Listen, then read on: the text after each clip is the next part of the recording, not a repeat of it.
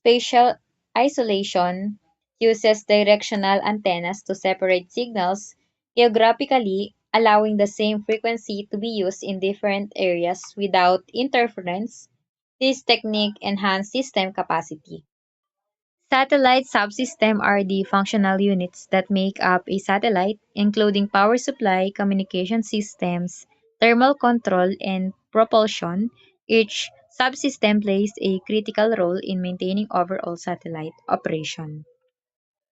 Satellite architecture and organization refer to the structured arrangement and integration of all subsystems within a satellite, such as communication, power, attitude control, and thermal systems.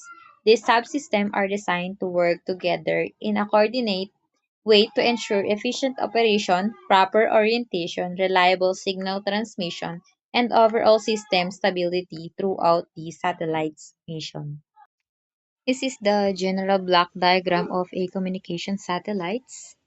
In this figure shows a general block diagram of a satellite. All the major subsystems are illustrated.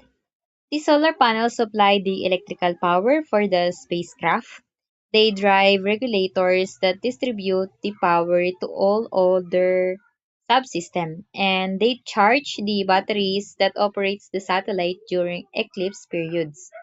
Both DC to DC converters and DE to AC inverters are used to supply special voltages to some subsystems. In this part, the communication subsystem consists of multiple transponders.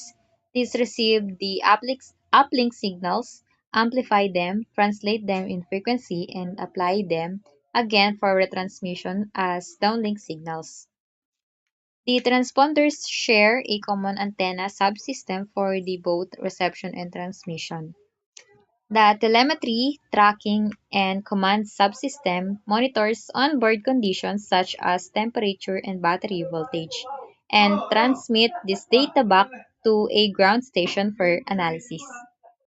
The ground station may then issue orders to the satellite by transmitting a signal to the command subsystem, which then is used to control many spacecraft functions such as firing the jet thrusters. The jet thrusters and the apogee kick motor or AKM are part of the propulsion subsystem. They are controlled by commands from the ground.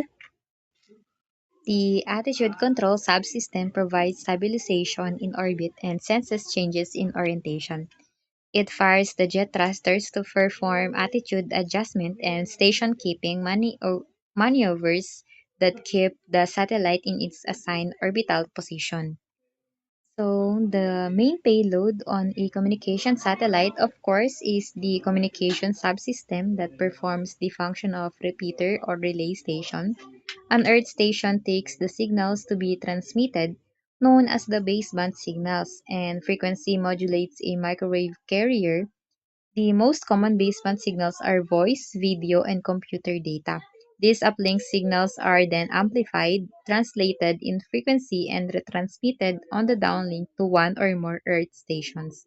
The component that performs this function is known as a transponder. Most modern communication satellites contain at least 12 transponders.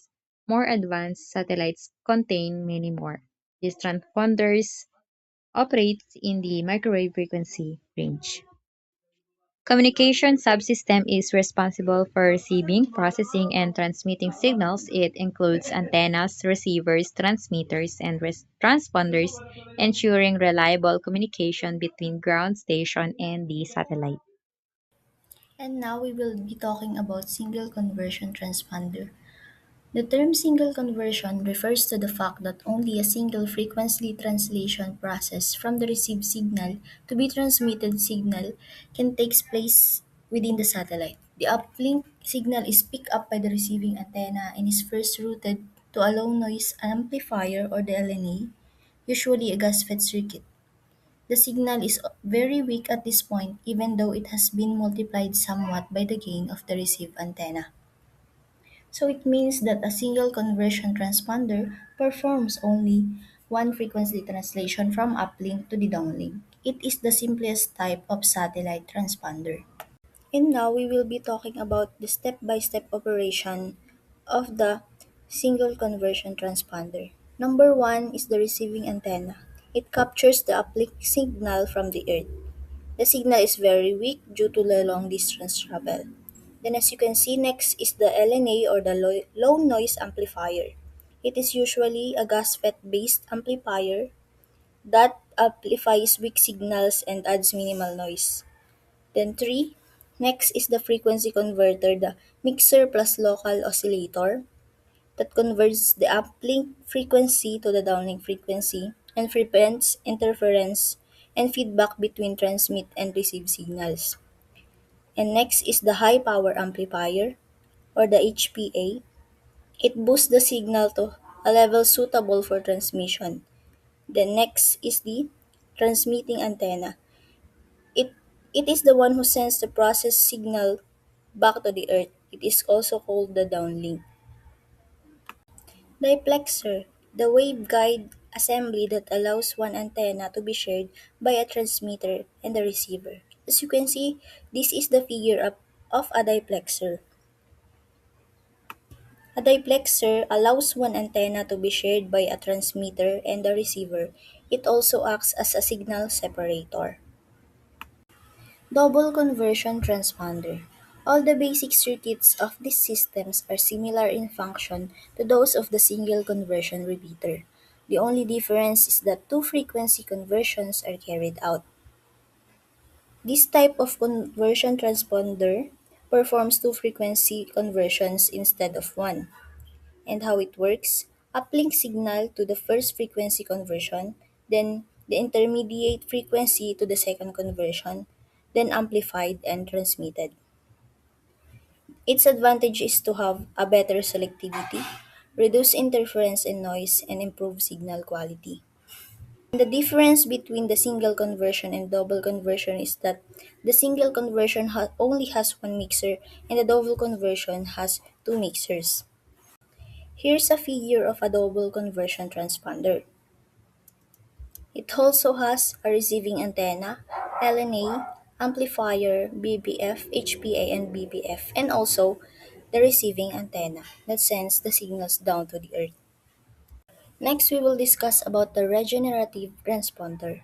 Like the other configurations, it performs the basic amplifications and frequency translation functions, but in this case, the received signal is actually demodulated. Therefore, remodulation is necessary to create the downlink signal. The regenerative transponder has more advanced system where the signal is demodulated, processed, and remodulated. Here's a block diagram of regenerative transponder. Number one is the receive uplink signal, then the amplifier or the LNA, then the demodulator, then then the modulator, the HPA and BPF, and down to the transmit downlink signal. The advantage of this kind of transponder is that it removes noise and distortion, improves signal clarity, and enables the digital processing on board. And unlike other transponders, it does not simply amplify, it reconstructs the signal. Next will be the multi-channel system, a system that permits the transmission of many signals over a single communication channel at the same time by dividing the available bandwidth into smaller channels. It is the bandwidth that is subdivided into smaller channels, and each channel carries separate signals and allows many users to share one transmission system simultaneously. Next is the figure that shows the broadband multi-channel repeater and how it works. Number one, the total bandwidth will be split into sub-channels, and each channels carries the voice, the data, and the video. Then the signals are transmitted simultaneously. In figure 11.23, the processes signals all together as a group, then the entire bandwidth is amplified at once, as you can see on the block diagram. And in this block diagram of the multi-channel receiver transponder, the signals are separated, processed, individually and recombined, unlike the other figure. And the advantage of this kind of multi-channel receiver transponder is that it is efficient to use of bandwidth. Then it supports many users simultaneously and not just once. Next is the power subsystem. A key component of the satellite is its power subsystem. Everything on board operates electrically or has electrical components in it. Most satellites therefore depend entirely upon the power supplies for success. The early satellites used onboard batteries to power everything, but batteries were quickly exhausted and could not be replaced. The life of the satellite is dependent strictly upon the quality of the batteries used and, of course, on the amount of power they drain. The function of a power subsystem is that it supplies electrical power to all satellite systems. Now, the power subsystems use solar panels or the solar array. It is the main power source that converts sunlight to the electricity. Then the batteries, which is the backup during the eclipse or the night periods. Here's a simple figure of a power subsystem. As you can see, there is a stabilized satellite that rotates for the stability and the body stabilized satellite that uses control systems instead of spinning. In a power subsystem, the satellite lifetime depends heavily on the power system's reliability. That's why they are using solar and battery as a backup. Next is a figure of a satellite solar array configuration, spin stabilized satellite, and the body stabilized satellite. Next, we will talk about telemetry, tracking, and control subsystem. All satellites have a telemetry tracking and control, or the TTC subsystem, that allows a ground station to monitor and control conditions in the satellite. The telemetry system is used to report the status of an onboard subsystem to the ground station. The telemetry system typically consists of various electronic sensors for measuring temperature, radiation level, power supply voltages, and other key operating characteristics. Both analog and digital sensors may be used. Then the sensors are selected by a multiplexer and are converted to a digital signal, which then modulates an internal transmitter, and this transmitter sends the telemetry information, which simply means that telemetry tracking and control, or the TTC, are monitors and controls for the satellite operation. Here's a block diagram of a satellite telemetry unit on figure 1127.